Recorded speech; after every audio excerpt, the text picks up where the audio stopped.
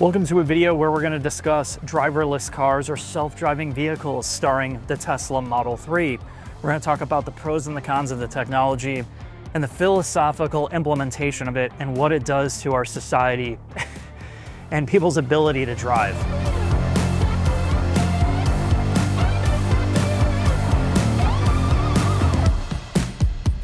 Jack,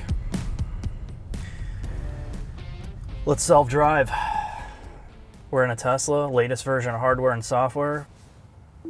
It's going to take us to the coffee shop. I'm not going to touch it. I can't wait, Mark. How many lattes are you going to get? At least 3. I think that's going to keep me balanced and energized at 4:30 in the afternoon. So I wanted to talk about self-driving for a while, and now that we're in this Tesla and we're going to have more content out about this, there's been some radical changes in terms of technology of how this works compared to the last time that we've driven it, and people are absolutely phobic of this technology, and others that own this car and have experienced it, it's very hard for them to go back to a regular car. And I think our experience so far with it and the other vehicles that are trying to emulate at least different self-driving functions have a lot of catching up to do. But let's just give people a background of the layers of self-driving currently. You have level 1 and 2, which is just essentially glorified radar cruise control. You go on the highway, there's some steering assist. It can manage its speed and slow it down for you. When you get to level 2.5, what we're seeing from like the Toyotas, Super Cruise, Blue Cruise, BMWs like Driver Assist Pro, it actually will take control. You don't have to have your hands on the wheel on designated highways. But when you get to level 3 like this, supervised driving, it will take you from driveway to your destination. That's not just highways, it's rural areas as well. And the only monitoring system here is either eye tracking or, in this case, camera systems that are looking at you to make sure that you're staying Big Brother's attention. always watching you. Yes, 100%. And you have to watch these systems, right? We're not at the place where you can just sit and screw off. Yeah. Now, there are people that are spoofing this by putting up like pictures of themselves in front of the cameras of the eye tracking, faking the eye tracking, so they don't have to pay attention, but that's extraordinarily dangerous. None of these brands support it. In fact, I think if you're trying to spoof the cameras to sit in the back seat and you get in a wreck, I think you should be going to jail for doing something like that. So that's where we're at today. This is kind of the latest and greatest. Of course, you have the Waymos and everything above this, which are its own thing entirely. Which of those are kind of commercial, and they're typically geo-fenced, right? Like they just can't go wherever, right? Like they're in a geo-fence zone, so it's not true like full level 5. Yeah, it's not a Johnny Cab. Yes. So let's talk about the pros and cons of this technology first. That squirrel lived. It squirrel lived, and the car stopped itself before it hit it too. So there's a perfect example of, I think, after utilizing this specific version, in my view, I think it's better than about 70% of the population driving currently. It's able to get around obstacles. It's able to see certain things that the cameras can actually see. It's able to navigate through difficult situations, park itself.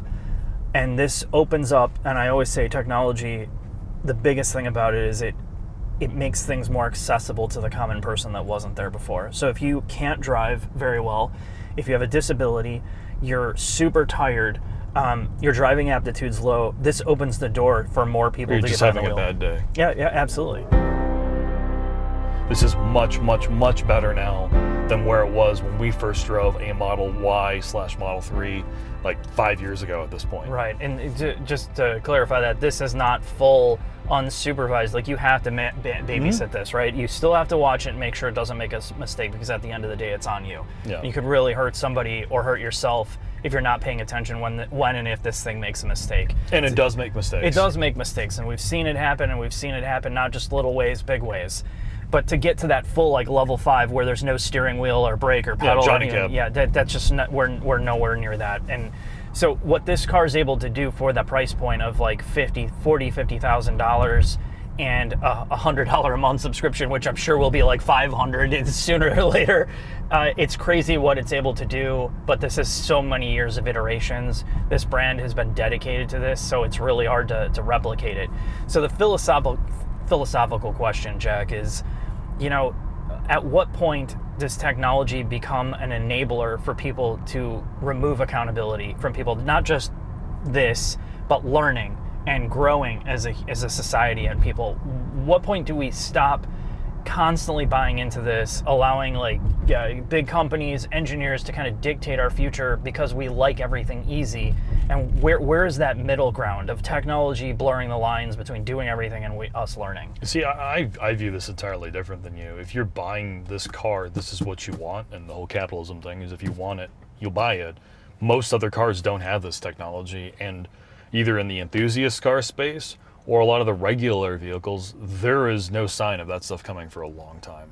And I think people's willingness to pay for it, you are taking that step because you want this stuff.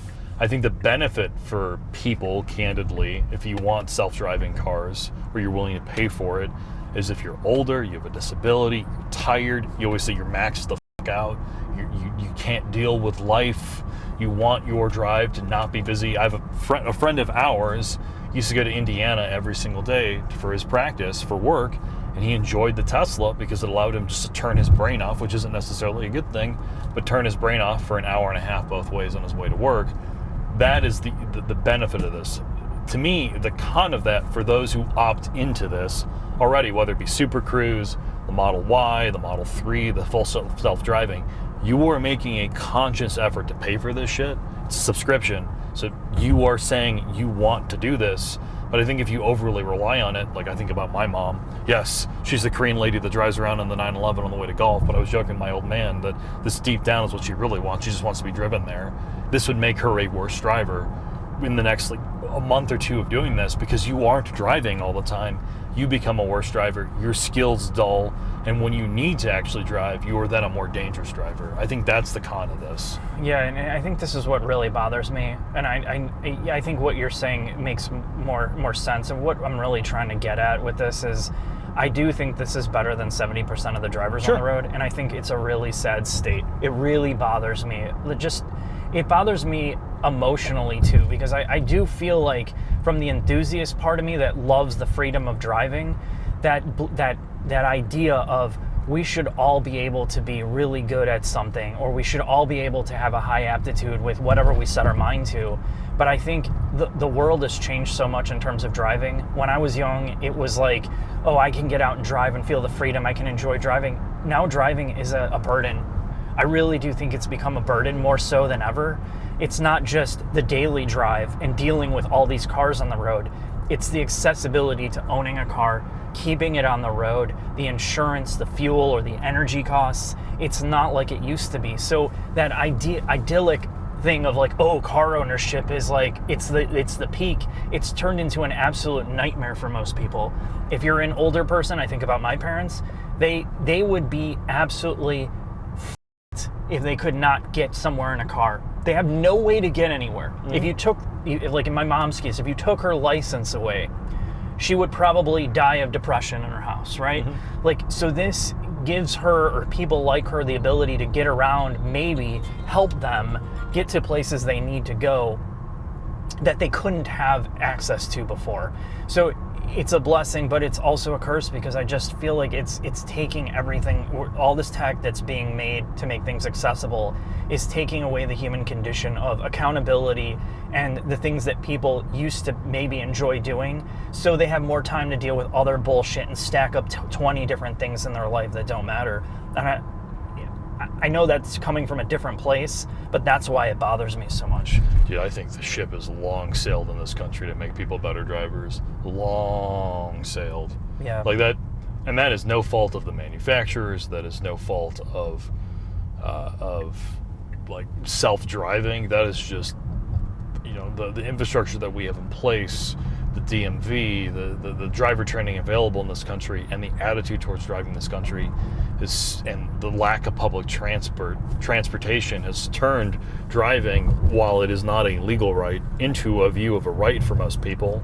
And as is, nobody wants to invest in the DMV or driver training or blah, blah, blah. If you told the average person it would take 10 grand for them to train their kid how to drive, they tell you to go f*** But themselves. I think that's what's changed, right? Before you could make that argument, and there was a lot of enthusiast argument, is to raise the bar, make people accountable to become better at something. Like if you want a license, have better driver training, not just have a gym teacher or an English teacher teach you at Yeah, school. but who's going to pay for that? No, exactly, and that's where we're at. So instead of making people better at what they're doing, now we have all this technology and engineering to be like, well, you know what, you don't have time to do that, Jack.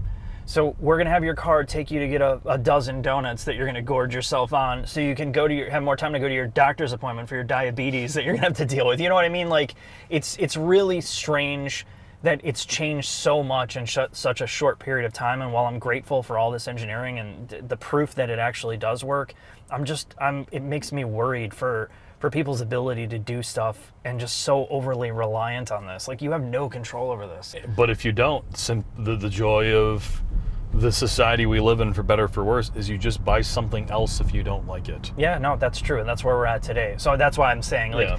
it's more of a philosophical discussion. I can't believe where we're at now, and it's only going to get crazier. I think it's a technology play, though, candidly. This stuff's amazing where it currently sits. Like, the Pandora's box is already open. This stuff ain't going away.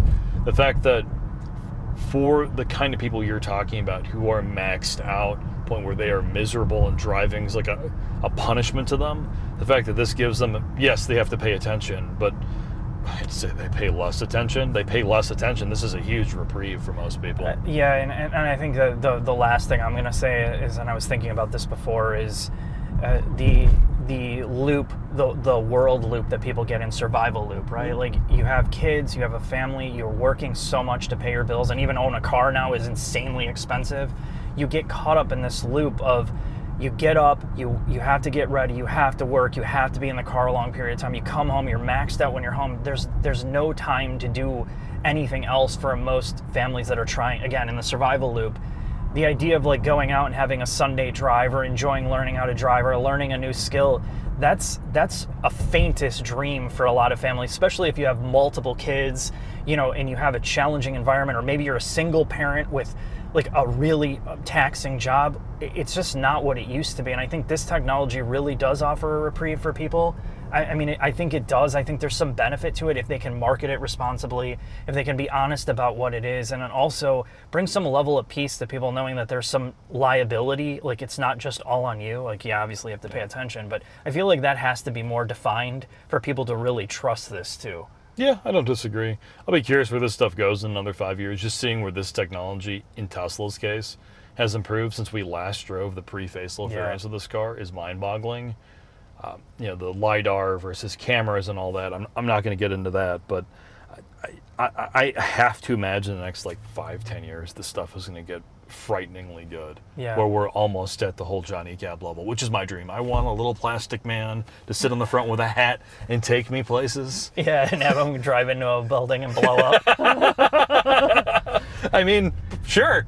So I guess I'd be curious in the comment side of things, because I'm sure, like anything, this is probably going to break into a political issue, but what viewers think about autonomous driving, the full self-driving from Tesla, and whether they like this technology or not, and whether it's something they would actually want to deal with. The tech and then the human accountability part, right? Like, is technology just really going to dumb us down into the lowest common denominator? Like, that's the big question. I think it doesn't have to be all, right? There's no black and white, but it sure seems like the tech space today is pushing it towards that, right? Like, I feel like that's the end game. I know people say idiocracy all the time, like, where you're just like, like when WALL-E, where you're just sitting there eating your donuts. Dude, that's my dream. I know, that is my dream too. I'd love to just sit in a chair, but yeah, I'll be curious. With autopilot? Yeah, autopilot. Yep. Just sit there in the pool. Is this what this is turning into? Yes.